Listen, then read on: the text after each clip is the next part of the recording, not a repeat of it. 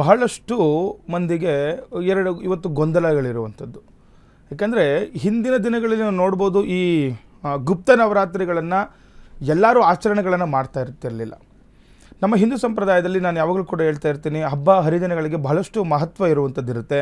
ಕೆಲವೊಂದು ತಿಥಿಗಳಲ್ಲಿ, ನಕ್ಷತ್ರಗಳಲ್ಲಿ ನಾವು ಒಂದು ಆರಾಧನೆಗಳು ಮಾಡ್ಕೊಳ್ಳುವಂಥದ್ದು, ಪೂಜೆ ಪುನಸ್ಕಾರಗಳನ್ನು, ಹಬ್ಬಗಳನ್ನು ಮಾಡ್ಕೊಳ್ಳುವಂಥದ್ದು ಮಾಡ್ತಾ ಇರ್ತೀವಿ. ಇನ್ನು ಶರನ್ನವರಾತ್ರಿ ಎನ್ನುವಂಥದ್ದು ಇದು ನಾಡ ಹಬ್ಬ ಅಂತಲೂ ಕೂಡ ಕರಿತೀವಿ. ನಾಡಿನ ಸಮಸ್ತ ಜನತೆಗಳಾಗ್ಬೋದು, ನಮ್ಮ ದೇಶದ ಜನತೆ ಸಮೇತವಾಗಿ ಎಲ್ಲರೂ ಕೂಡ ಈ ಶರನ್ನವರಾತ್ರಿಯನ್ನು ನಾವು ಆಚರಣೆ ಮಾಡ್ತಾ ಇರ್ತೀವಿ. ಅದ್ರ ಜೊತೆ ವಸಂತ ನವರಾತ್ರಿ ಅಂತಲೂ ಕೂಡ ಬರುತ್ತೆ. ರಾಮರಿಗೆ ಮಾಡುವಂತಹ ವಸಂತ ನವರಾತ್ರಿಗಳನ್ನು ಕೂಡ ನಾವು ವಿಜೃಂಭಣೆಯಿಂದ ಆಚರಣೆ ಮಾಡ್ತಾ ಇರ್ತೀವಿ.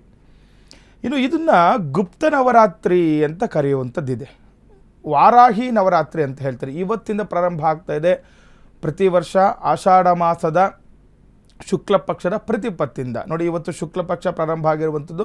ಪ್ರತಿಪತ್ತು ಅಂದರೆ ಮೊದಲನೇ ದಿನ, ಆಷಾಢ ಮಾಸದ ಮೊದಲನೇ ದಿನ. ಅದರಲ್ಲೂ ಕೂಡ ಆಷಾಢ ಮಾಸ ಬಂತು ಅಂದರೆ ಶಕ್ತಿ ದೇವತೆಗಳ, ದುರ್ಗಾ ದೇವತೆಗಳ ಆರಾಧನೆಗೆ ತುಂಬ ವಿಶೇಷವಾಗಿರುವಂತಹ ಒಂದು ಶುಕ್ರವಾರಗಳಲ್ಲಿ ಆರಾಧನೆ ಮಾಡ್ಕೊಳ್ತಾ ಇರ್ತೀವಿ. ನೋಡ್ಬೋದು, ನಮ್ಮ ಕರ್ನಾಟಕದಲ್ಲಿ ನಾವು ನಮ್ಮ ನಾಡದೇವತೆ ಆಗಿರುವಂತಹ ಚಾಮುಂಡಿ ದೇವಿಯವರಿಗೆ ತುಂಬ ವಿಶೇಷವಾಗಿರುವಂತಹ ಆಷಾಢ ಶುಕ್ರವಾರ ಅಂತಲೇ ನಾವು ತುಂಬ ವಿಶೇಷವಾಗಿ ಪೂಜೆ ಪುನಸ್ಕಾರಗಳನ್ನು ಮಾಡ್ಕೊಳ್ತಾ ಬರ್ತಾ ಇರ್ತೀವಿ. ಅದರಲ್ಲಿ ಈಗ ತುಂಬ ಜನ ಏನಾಗ್ತಾ ಇದೆ, ಕಾಲ ಬದಲಾವಣೆ ಆದಂತೆಲ್ಲ ಈ ಫೋನ್ಗಳಲ್ಲಿ, ಮೊಬೈಲ್ಸಲ್ಲಿ ನೋಡ್ಕೊಳ್ತಾ ಏನಾಗ್ತಾ ಇದೆ, ಮನೆಯಲ್ಲಿ ನೀವು ವಾರಾಹಿ ನವರಾತ್ರಿಗಳನ್ನ ಆಚರಣೆ ಮಾಡಿ ಈ ರೀತಿ ಫಲಗಳು ಸಿಗುತ್ತೆ, ಆ ರೀತಿ ಫಲಗಳು ಸಿಗುತ್ತೆ, ಅದೆಲ್ಲ ಕೂಡ ತಿಳ್ಕೊಳ್ತಾ ಇರ್ತಾರೆ. ತುಂಬ ಜನ ಮಾಡಬೇಕು ಅಂದ್ಕೊಂಡಿರ್ತೀರ, ಮಾಡ್ತಾ ಇರ್ತೀರ. ಆದರೆ ಈ ಹಿಂದಿನ ಮಹತ್ವವನ್ನು ತಿಳ್ಕೊಳ್ಬೇಕು. ನೋಡಿ, ನಮ್ಮ ಸಂಪ್ರದಾಯದಲ್ಲಿ ಯಾವುದೇ ಪೂಜೆ ಮಾಡಲಿಕ್ಕೆ, ಪುರಸ್ಕಾರಗಳನ್ನು, ಹಬ್ಬ ಹರಿದಿನಗಳನ್ನು, ಯಜ್ಞಯಾಗಾದಿಗಳನ್ನು, ಹೋಮಗಳನ್ನು, ವ್ರತಗಳನ್ನು ಆಚರಣೆ ಮಾಡಲಿಕ್ಕೆ ಯಾವುದೇ ರೀತಿಯಾದಂತಹ ಅಡ್ಡಿಗಳಿಲ್ಲ. ಅಂದರೆ ಆ ಒಂದು ಹಬ್ಬ ಹರಿದಿನಗಳಿಗೆ, ಆ ಒಂದು ಪೂಜೆ ಪುನಸ್ಕಾರಗಳಿಗೆ ಅದರದ್ದೇ ಆದಂತಹ ನಿಯಮಗಳು, ಒಂದು ನಿಬಂಧನೆಗಳು ಅನ್ನುವಂಥದ್ದಿರುತ್ತೆ. ಸಾಮಾನ್ಯವಾಗಿ ತುಂಬ ಜನ ನೀವು ನೋಡ್ಬೋದು, ನಾವು ಹಳ್ಳಿಗಳಲ್ಲಿ ನಾವು ಚಿಕ್ಕ ಹುಡುಗರಿಂದ ಬೆಳ್ಕೊಂಡು ಬಂದಿರುವಂಥದ್ದಿದೆ. ನಮಗೂ ಕೂಡ ಈ ವಾರಾಹಿ ದೇವರನ್ನು ಯಾರೂ ಕೂಡ ಆರಾಧನೆ ಮಾಡ್ತಾ ಇರಲಿಲ್ಲ, ಯಾರೂ ಕೂಡ ಆರಾಧನೆ ಮಾಡೋದಿಲ್ಲ. ಯಾರ ಮನೆಯಲ್ಲೂ ಕೂಡ ವಾರಾಹಿ ಚಿತ್ರಪಟವನ್ನಾಗಲಿ, ಈ ಫೋಟೋಗಳನ್ನಾಗಲಿ, ವಿಗ್ರಹಗಳನ್ನಾಗಲಿ ಇಟ್ಕೊಂಡಿಲ್ಲ. ಅದು ಯಾರೋ ಕೆಲವರು ಮಾತ್ರನೇ ಅದನ್ನು ಆರಾಧನೆ ಮಾಡುವಂಥವ್ರು ಮಾಡ್ಕೊಂಡು ಬರ್ತಿರುವಂಥದ್ದು ರೂಢಿ ಇದೆ. ಇವಾಗ ಏನಾಗ್ತಾ ಇದೆ, ಯಾರೋ ಮಾಡ್ತಾರೆ ಅಂತೇಳಿ ಎಲ್ಲೋ ಫೋನಲ್ಲಿ ಹೇಳ್ತಾ ಇದೆ, ರೀಲ್ಸಲ್ಲಿ ಬರ್ತಾ ಇದೆ ಅಂತೇಳಿ ನಾನು ಮಾಡೋಣ. ಯಾಕಂದರೆ ಅದರಲ್ಲಿ ಅವ್ರು ಹೇಳ್ತಾರೆ ಕೆಲವೊಬ್ಬರು, ಯಾವ ರೀತಿ ನಮಗೆ ಬದಲಾವಣೆ ಆಗುತ್ತೆ ಜೀವನದಲ್ಲಿ, ಏನೆಲ್ಲ ಅನುಕೂಲಗಳಾಗುತ್ತೆ ಇದರಿಂದ ಅಂತ. ಹೌದು, ಆಗುತ್ತೆ, ನಿಬಂಧನೆಗಳನ್ನು ಪಾಲನೆ ಮಾಡಿದಾಗ ಮಾತ್ರ.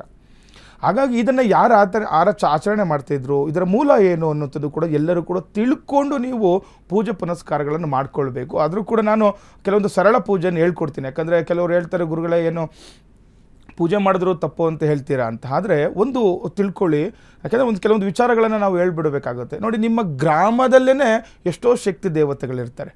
ಆ ದೇವರನ್ನೇ ನೀವು ಪೂಜೆ ಮಾಡೋದಿಲ್ಲ, ಅಲ್ಲಿಗೆ ದೇವಸ್ಥಾನಕ್ಕೆ ಹೋಗಿರೋದಿಲ್ಲ. ಇಲ್ಲಿ ಯಾವುದೋ ದೇವರನ್ನು ಏನಾಗುತ್ತೆ, ನಮ್ಮ ಗ್ರಾಮ ದೇವತೆ, ಯಾಕೆಂದರೆ ನಮ್ಮ ತಾಯಿಯನ್ನು ಬಿಟ್ಟು ಬೇರೆಯವರನ್ನು ನಾವು ತಾಯಿ ಅಂದಂಗೆ ಆಗುತ್ತೆ. ಅದು ಕೆಲವೊಂದು ವಿಚಾರಗಳನ್ನು ತಿಳ್ಕೊಳ್ಳೇಬೇಕಾಗುತ್ತೆ. ಅದಕ್ಕೋಸ್ಕರ ಈಗ ನೋಡಿ, ಈಗ ಆಯಿತು, ಈಗ ಗುಪ್ತ ನವರಾತ್ರಿಗಳು ಪ್ರಾರಂಭ ಆಗ್ತಾ ಇದೆ. ಈ ಸಮಯದಲ್ಲಿ ನಿಮ್ಮ ಗ್ರಾಮ ದೇವತೆಯನ್ನೇ ಪೂಜೆ ಮಾಡಿ. ಯಾಕಂದರೆ ಎಲ್ಲ ದೇವತೆಗಳು ಕೂಡ ಶಕ್ತಿ ಇರುವಂಥದ್ದು. ಈಗ ಒಂದೊಂದು ದೇವತೆಗಳಿಗೆ ನಾವು ಮಾಡ್ಕೊಂಡಿರೋದು ಅಷ್ಟೇ. ಅದು ಆ ದೇವರಲ್ಲಿ ಶಕ್ತಿ ಹೆಚ್ಚು, ಈ ದೇವರಲ್ಲಿ ಪೂಜೆ ಮಾಡಿದ್ರೆ ಪ್ರತ್ಯಂಗಿರ ಪೂಜೆ ಮಾಡಬೇಕು, ದಶಮುಖ ಮಹಾಕಾಳಿ ಪೂಜೆ, ಕೆಲವರು ಎಷ್ಟೋ ಜನ ಮಹಾಕಾಳಿಯನ್ನು ಪೂಜೆ ಮಾಡ್ತಾರೆ ಅಲ್ವಾ. ಈಗ ಏನಾಗುತ್ತೆ, ಈ ವಾರಾಹಿ ಎನ್ನುವಂಥದ್ದು ಬಹಳಷ್ಟು ವಿಶೇಷವಾಗಿರುವಂತಹ ದೇವತೆ ಆಗಿರುವಂಥದ್ದು. ನೋಡಿ, ನಾರಿ ಒಲಿದ ಏನು ಹೇಳ್ತಾರೆ, ನಾರಿ ಮುನಿದರೆ ಮಾರಿ ಅಂತ ಹೇಳ್ತಾರೆ ನೋಡಿ. ಆ ರೀತಿ ಇರುವಂತಹ ಈ ವಿಶೇಷವಾಗಿರುವಂತಹ ದೇವರನ್ನು ಆರಾಧನೆ ಮಾಡಿಕೊಳ್ಳಲಿಕ್ಕೆ ಅಷ್ಟೇ ನಮಗೆ ಯೋಗ ಮತ್ತು ಯೋಗ್ಯತೆ ಅನ್ನೋದು ಕೂಡ ನಮಗೆ ಇರಲೇಬೇಕಾಗುತ್ತೆ. ಯಾಕೆಂದರೆ ಮನೆಯ ವಾತಾವರಣದಲ್ಲಿ ಪೂಜೆ ಮಾಡುವಾಗ ಕೆಲವೊಂದು ನಿಬಂಧನೆಗಳನ್ನು ನಾವು ಪಾಲನೆ ಮಾಡಿಕೊಳ್ಬೇಕು. ಇನ್ನು ಯಾರೆಲ್ಲ ಇದನ್ನು ಆಚರಣೆ ಮಾಡ್ತಾರೆ ಅಂದರೆ ಯೋಗಿಗಳು, ಸಿದ್ಧಪುರುಷರು, ಕೆಲವೊಬ್ಬರು ಅನುಷ್ಠಾನ ಮಾಡ್ತಿರುವವರು ಇದನ್ನು ಈ ದಿನಗಳು ತುಂಬ ವಿಶೇಷವಾಗಿ ಆರಾಧನೆಗಳನ್ನು ಮಾಡ್ಕೊಳ್ತಾ ಬರ್ತಾ ಇರ್ತಾರೆ. ಪ್ರತಿ ಸಾಯಂಕಾಲದಲ್ಲಿ ಆಗ್ಬೋದು, ಪ್ರಾತಃ ಕಾಲದಿಂದನೂ ಕೂಡ, ಬ್ರಾಹ್ಮಿ ಮುಹೂರ್ತದಿಂದನೂ ಕೂಡ ವಿಶೇಷವಾಗಿರುವಂಥ ಪೂಜೆ ಪುನಸ್ಕಾರಗಳು, ಹೋಮಗಳು, ಹವನಗಳು, ಈ ವಾರಾಹಿಗೆ ಸಂಬಂಧಪಟ್ಟಂತಹ ಪೂಜೆ ಪುನಸ್ಕಾರಗಳು ನಡೀತಾ ಇರುತ್ತೆ.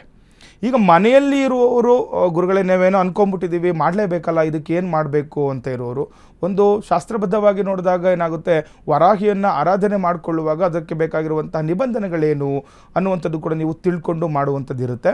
ಕೆಲವೊಬ್ಬರು ಈಗ ಏನಾಗುತ್ತೆ, ಅದಕ್ಕೆ ಬೇಕಾಗಿರುವಂಥ ಶಕ್ತಿ ಪೀಠಗಳನ್ನು ಇಟ್ಕೊಂಡಿರ್ತಾರೆ, ಅಲ್ಲಿ ಯಾವುದೇ ರೀತಿಯ ಅಂಟು ಮುಂಟುಗಳಾಗಲಿ ಅಥವಾ ಅಶೌಚಗಳಾಗಲಿ ಇರೋದಿಲ್ಲ. ನೀವು ನೋಡ್ಬೋದಲ್ವಾ, ಎಷ್ಟೋ ಜನ ಯೋಗ ಪುರುಷರು, ಸಿದ್ಧ ಪುರುಷರು ಅವರೆಲ್ಲ ತುಂಬ ಹೊರಗಡೆ ಮಾಡ್ತಾ ಇರ್ತಾರೆ, ಬೆಟ್ಟಗಳಲ್ಲಿ ಮಾಡ್ತಾ ಇರ್ತಾರೆ, ಅಥವಾ ಅದಕ್ಕೆ ಬೇಕಾಗಿರುವಂಥ ಒಂದು ಸ್ಥಳಗಳಲ್ಲಿ ನದಿ ತೀರದಲ್ಲಿ ಮಾಡ್ತಾ ಇರ್ತಾರೆ, ಅಥವಾ ಅದಕ್ಕೆ ಬೇಕಾಗಿರುವಂತಹ ಒಂದು ಸ್ಥಳವನ್ನು ಶುದ್ಧಿಯಾಗಿ ಇಟ್ಕೊಂಡು ಅವರಲ್ಲಿ ಪೂಜೆ ಪುನಸ್ಕಾರಗಳನ್ನು ಮಾಡ್ಕೊಳ್ತಾ ಇರ್ತಾರೆ. ಯಾಕಂದರೆ ಇದು ಇವತ್ತು ಒಂದೇ ದಿನ ಮಾಡುವಂತಹ ಪೂಜೆ ಅಲ್ಲ. ನೀವು ತಿಳ್ಕೊಳ್ಬೇಕು, ಮನೆಯಲ್ಲಿ ಯಾರೆಲ್ಲ ಹೆಣ್ಮಕ್ಳು ಈ ಪೂಜೆ ಮಾಡಬೇಕು ಅಂದ್ಕೊಂಡಿದ್ದೀರಾ, ಇದು ಒಂದು ದಿನ ಮಾಡುವಂತಹ ವ್ರತ ಪೂಜೆ ಅಲ್ವೇ ಅಲ್ಲ. ಇದು 9 ದಿನಗಳ ಕಾಲನೂ ಕೂಡ ನೀವು ಮಾಡಬೇಕಾಗುತ್ತೆ.